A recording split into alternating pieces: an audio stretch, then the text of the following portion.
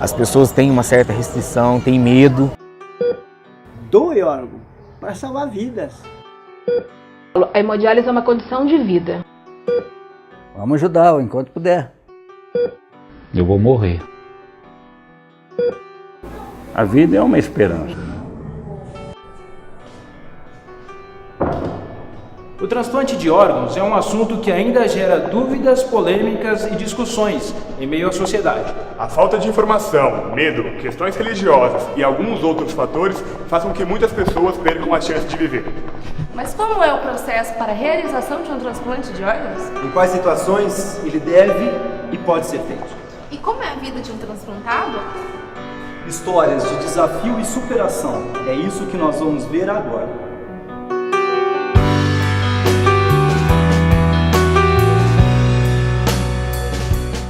O transplante de órgãos é a única saída para inúmeras pessoas. Segundo dados da Associação Brasileira de Transplantes, somente no primeiro semestre de 2013 foram feitos 23.268 procedimentos. Essa nova chance de viver rendeu a essas pessoas histórias e experiências de vida. É o caso da Dona Maria Aparecida. Tem 46 anos e há 10 passou por esse processo.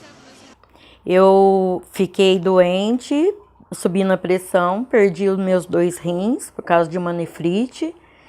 E aí fiz 4 anos e meio de hemodiálise e fui para transplante e transplantei um rim e graças a Deus deu certo e já faz 10 anos. Muitos não sabem, mas sintomas comuns podem ser um alerta para problemas renais. Olha, os sintomas de insuficiência renal são todos menos relacionados com o rim. Ele não tem dor, ele não tem cólica, não tem nada. Ele apresenta, a maioria das vezes, náuseas, vômitos, inchaço, pressão alta. E quando ele começa a fazer diálise, quando tem essa indicação de diálise, quando essa função renal ela fica na faixa de 10 a 20, a 10% de função renal, você já tem indicação clínica para colocar o paciente em diálise. É lógico, somando-se também a sintomatologia, se o paciente tem náusea, tem vômito, ou se ele fica muito inchado, né, que a gente fica em anasarca mesmo, você incha totalmente, às vezes diminui a quantidade demais de diurese. Então você soma o laboratório com os sintomas clínicos que você tem a indicação dialítica. A diálise é um dos tratamentos recomendáveis para pessoas com problemas renais. Alguns, devido a vários fatores, não poderão passar por um transplante e terão que fazer esse tratamento pelo resto da vida. Quando me falaram que a minha idade já não justificava o transplante, eu falei, não faz mal, não tem problema nenhum. Já outros fazem o tratamento convivendo com a esperança de achar um órgão compatível e voltar a ter uma vida normal. E qual que é a sua esperança? De um dia transplantar. De um dia ser transplantado. E realizar meus sonhos. Porque o ano que vem eu quero fazer minha faculdade de psicologia. O paciente no pré-transplante é aquele paciente que está em hemodiálise ou diálise peritoneal ambulatorial contínua. Então, essa é a população visada para o transplante. São realizados alguns exames, são afastadas doenças graves. Por exemplo, você não pode transplantar uma moça com um CA de mama, um CA de útero, um câncer de útero ou de mama, um homem com um câncer de próstata. Se você afastar doenças graves que comprometam a saúde dele no pós-transplante, ele é inscrito numa fila de doação. No nosso caso, a referência é a Unicamp. No pós-transplante, essa pessoa ela vai receber drogas que são imunossupressoras. Como você pôs um tecido que, por mais compatível que seja, ele é parecido e não idêntico, você precisa bloquear o sistema imunológico com medicamentos para que o organismo não rejeite esse órgão transplantado. Dona Maria Aparecida se emociona ao lembrar das angústias e incertezas que viveu. Segundo ela, um dos momentos mais difíceis era deixar os filhos pequenos. O momento mais difícil é quando eu vi que tinha que deixar os meus filhos, que eram pequenos na época. O meu mais novo tinha 3 aninhos. E eu deixava ele 3 vezes por semana. E eu ia para a hemodiálise, não sabia se voltava ou se não. Então, cada dia que eu voltava da hemodiálise, para mim era uma vitória. E é muito difícil. Muito complicado, muito complicado. A hemodiálise é uma... Pra você não morrer no ato. Ela vai te alongando a tua vida. Alongar a vida. Essa foi a ideologia de João Ciaco, que aos 69 anos passou por um transplante de fígado. Enquanto muitos pensavam que era o fim, para ele era apenas um começo. E a minha vontade de viver foi um fator muito importante no êxito da minha cirurgia. E eu realmente gosto muito da vida, quero viver até quanto puder, vou viver. Segundo a legislação brasileira, a idade máxima para se realizar um transplante é 70 anos. Este foi mais um desafio para Ciaco. Quando eu fui fazer a consulta em agosto de 2003, e eu completaria 70 anos em fevereiro de 2004, ele disse, olha, o transplante aqui pela lei só pode fazer até 70 anos. Desafio e surpresa. Foi o que aconteceu na vida de Patrícia de Souza. Funcionária de uma clínica de hemodiálise, estava acostumada a ajudar pessoas. Após se sentir mal e realizar uma bateria de exames, veio a descoberta. Estava com os rins paralisados. Bom, começou em 2007, quando eu entrei para trabalhar na hemodiálise. No meio do ano eu passei mal, estava me sentindo cansada, com fortes dores nas juntas.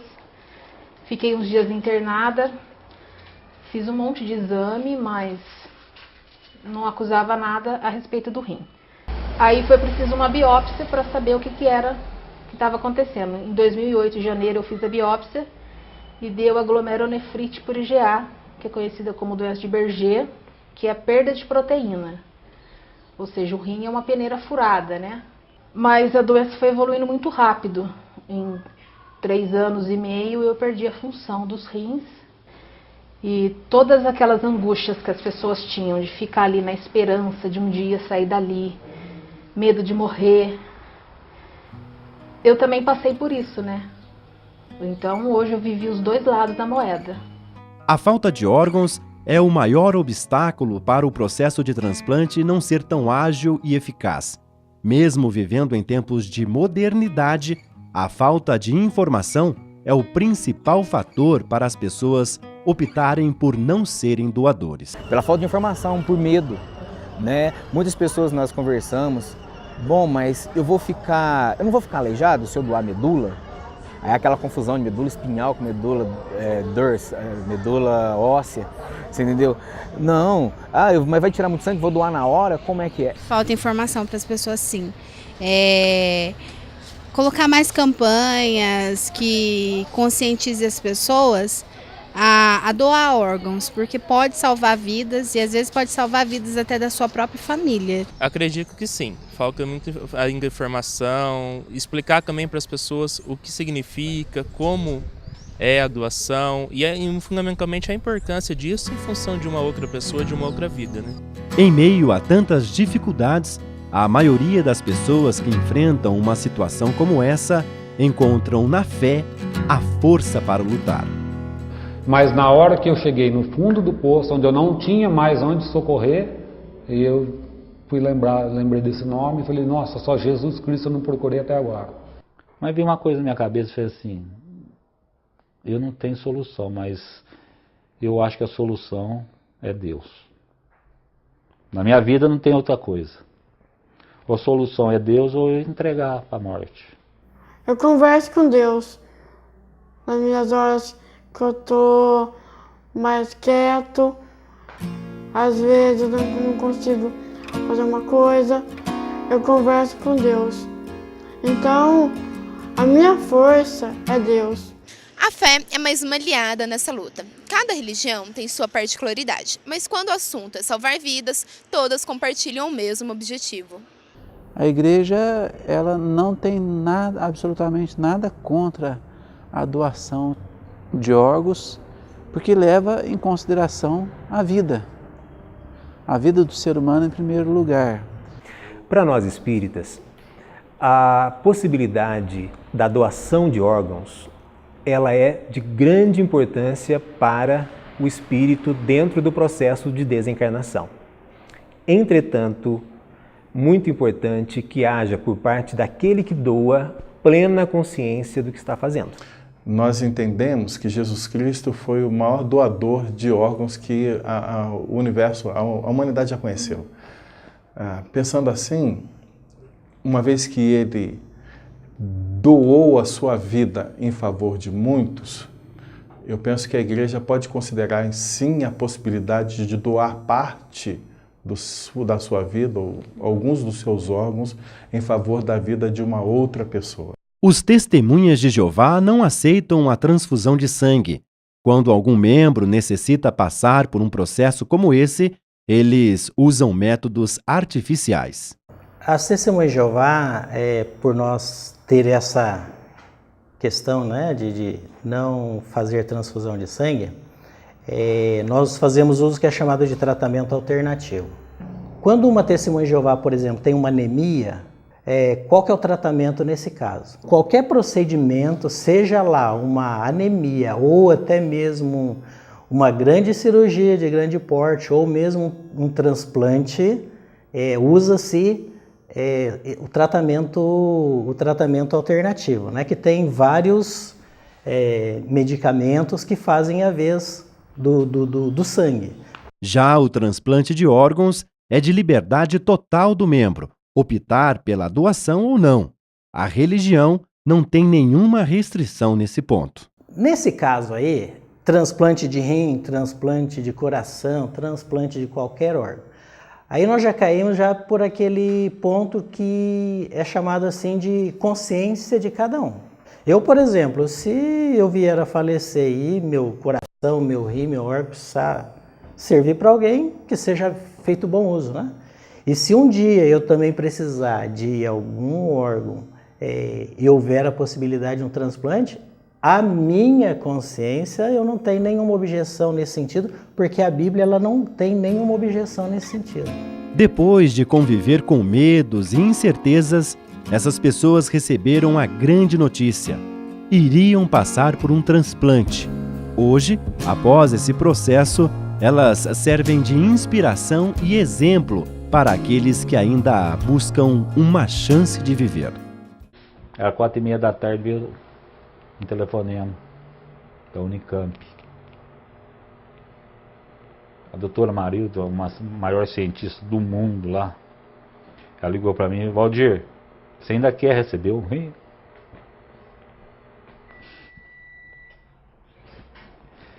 Eu sentei lá. Falei: lógico, doutora. Ela falou: você tem que estar aqui 7h30. Porque o cadáver não chegou aqui ainda.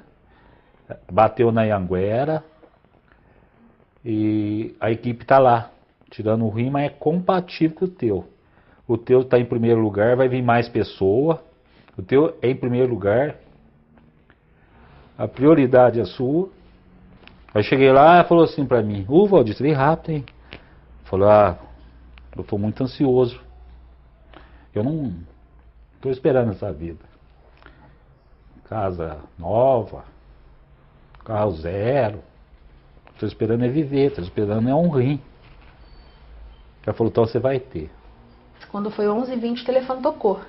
Era a Fabiana, assistente social da clínica, falando que eu precisava urgente estar em Campinas até 2h da tarde, porque tinha um rim e o rim era meu. Aí você imagina, né? Eu perdi o chão naquela hora. Quando foi 7h da noite, ela falou: você vai subir para o centro cirúrgico. Me preparei, subi para o centro cirúrgico, 8h. A cirurgia teve início às 8h10 e acabou às 2 da manhã. Então, assim, nesse momento eu não pensava em nada, eu queria o rim. Bom, durante a espera foi aquela coisa agonizante, né? Eu tive 3 vezes na Unicamp e não deu certo. Quando foi um dia, no meio da diálise, a assistente social me ligou, perguntou se eu estava dialisadinho, certinho. Eu disse que estava na máquina, inclusive. Ela disse: então eu quero você aqui amanhã, às 6h da manhã, em jejum, que eu tenho um rim para você. Aí foi uma mistura de choro, com riso, com alegria, foi uma euforia danada. Eu corri para lá no outro dia de manhãzinha e, graças a Deus, deu tudo certo.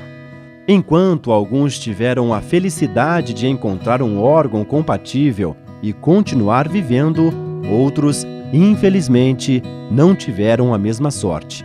E o tempo foi o principal inimigo.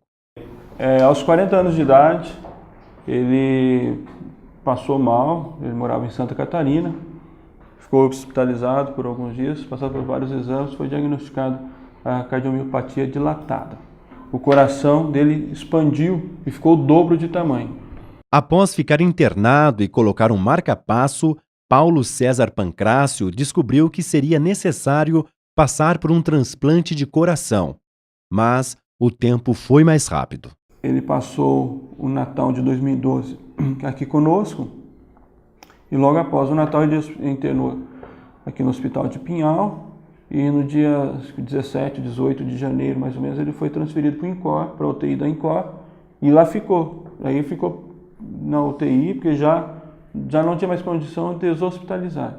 Aí a partir daí os médicos falaram, não vai ter mais condição de ir para casa, tem que ficar internado na UTI até o transplante. Então, ele foi acho que dia 17 ou 18 de janeiro, se não me falha a memória, e dia 11 de março ele veio a falecer. Ficou quase 2 meses na UTI. Aguardando esse transplante. Aguardando o transplante. Ele já estava aguardando o transplante há 1 ano antes. Mas assim, que aí ele não tinha mais condição de vida. Que aí quando ele foi em janeiro para São Paulo, que ele era o 3º da fila, quando iniciou-se a busca. Tá? E aí no final do ano ele foi colocado em estado de prioridade, então ele foi colocado em primeiro da fila e esses 2 meses, infelizmente, não houve a disponibilidade de um órgão que fosse compatível com o biotipo e o tipo sanguíneo dele. E aí quando foi 11 de março, infelizmente, ele fez uma parada cardíaca e veio a óbito. Dona Dalva também viveu esse dilema em 1981, quando perdeu o marido. Vamos conhecer então a Dona Dalva Silva Garcia. Ela mora aqui no apartamento 13 deste prédio e ela combinou de receber a gente nesta manhã de sábado. Vamos saber então, conhecer um pouquinho da história dela. Ela já deve estar esperando a gente aqui. Dona Dalva, que perdeu o marido em 81. Vamos falar. O Gabriel acompanhando a gente também essa entrevista. Ô, Dona Dalva, bom dia. Bom dia. Tudo bem? Tudo bem. Tudo bem. A senhora pode contar um pouquinho da história da senhora pra gente? Claro, fique à vontade, pode entrar. Vamos lá então, essa equipe pode entrar. Dona Dalva perdeu o marido após esperar 4 anos por um rim. Ele chegou a ser transplantado, entretanto, a rejeição aconteceu em 15 dias e não houve tempo para uma nova tentativa. Aí chegou o dia que eu ia doar o rim para ele. Porque no caso, eu sou prima dele, né? E então eu falei, vou fazer isso. Mas ele nunca quis, nunca, porque ele falou assim, as crianças estão sem pai já, né? E depois vão ficar sem mãe. Eu falei, não vai acontecer nada, tal. Aí no dia que eu falei, eu vou falar com os médicos, cheguei, ele já fazia 5 minutos que tinha falecido. Porém, felizmente, na batalha da vida, a morte perdeu para a solidariedade. Graças à mobilização de centenas de pessoas, o pequeno Hernani, de Vargem Grande do Sul, venceu a leucemia. Ele era uma criança assim, que sempre apresentava algumas infecções e o médico dele, o pediatra, suspeitou devido a ele ter sempre a defesa baixa. Então, colheu alguns exames e nos exames realmente acusava que a defesa dele era baixa. E aí ele permaneceu em acompanhamento durante 4 anos. E a gente voltou acreditando que ele estaria já recebendo alta, como os médicos também acreditavam. Que tinha deixado até a alta dele pronta já. Só que a hora que colheu a pontinha, que é o exame que é colhido pela ponta do dedo, né? E na própria pontinha, não precisou nem colocar na lâmina, na pontinha eles já viram que ele estava com a doença, já com a leucemia. E assim, pra gente foi terrível, né? Porque a gente não achava, foi lá assim, preparando para receber uma notícia boa, chega lá, tem essa notícia. Hernani necessitava passar por um transplante. Foi a partir daí, num retorno no hospital, que nós ficamos sabendo que a doença tinha voltado, né? E aí a partir quando nós tivemos a notícia que a doença tinha voltado, que aí a gente já começou uma procura maior, né, em busca da solução que seria o transplante. Primeiro, ele teve a rejeição, assim, mas a princípio a gente, né, demorou para apresentar esse resultado, porque ele era muito parecido com o cordão que ele recebeu, porque na verdade ele não conseguiu uma medula mesmo, que a medula é feita por uma pessoa, agora no caso dele foi cordão, porque nunca achou nada, ninguém compatível. A batalha começava novamente na vida de Hernani, porém a esperança reacendia graças à ação solidária que fez toda a diferença nesse momento. Foi feita uma campanha em Vargem e região e o pessoal compareceu em massa. Na época a Unicamp tinha aproximadamente 600 pessoas para fazer, né? Na época houve até assim uma proposta da Unicamp de voltar, de retornar. A solidariedade foi muito grande. As pessoas, assim, as firmas aqui liberaram os funcionários, colocaram os próprios ônibus à disposição. A expectativa nossa era muito grande pelo movimento na cidade, pela participação das pessoas. Onde o pessoal se sensibilizou, a parte solidária, né? O envolvimento muito grande das pessoas com o objetivo de ajudar. Eu acho que é muito importante frisar, né, que essa doação ela salva uma vida. É um processo que não é tão doloroso e é um processo que ela pode salvar uma vida. Durante todo o processo, quem acompanhou Hernani foi a mãe, Suzana. Mesmo estando debilitado, era o garoto que passava forças para ela. Às vezes eu não estava muito bem, eu ficava meio para baixo. Ele, assim, chorar perto dele, assim, eu evitava, isso não acontecia. Mas é lógico que eles percebem, né, quando a gente não está muito bem. E aí ele vinha, sabe, me agradava, passava a mão no meu rosto, ele percebia, ele falava, mãe, não, mas a gente vai vencer, vai dar tudo certo. Então ele sempre, sabe, então aí eu falava, nossa, eu achava que eu, né, não estava transmitindo nada de ruim assim para ele, né? Eu não queria que ele me visse para baixo, eu queria eu passar força para ele. Mas ele filtrava, né? Ele percebia. E então aí ele vinha com essas conversas assim, aí... Hoje, 3 anos depois, Hernani está 100% curado e aprendeu grandes lições com essa experiência de vida. Eu fiquei muito mais maduro com tudo isso. Me ajudou bastante, porque no primeiro transplante eu estava muito nervoso, muito bravo. Aí no segundo foi já tranquilo. Fui amadurecendo com o tempo. Fé, esperança, luta e vitória. Pessoas que nunca desistiram. Muito além de alcançar um sonho, elas tiveram uma chance de viver. Sonhar, viver e todo dia agradecer e rezar pra você ser a última a morrer. Sonhar, viver e todo dia agradecer e rezar pra você ser a última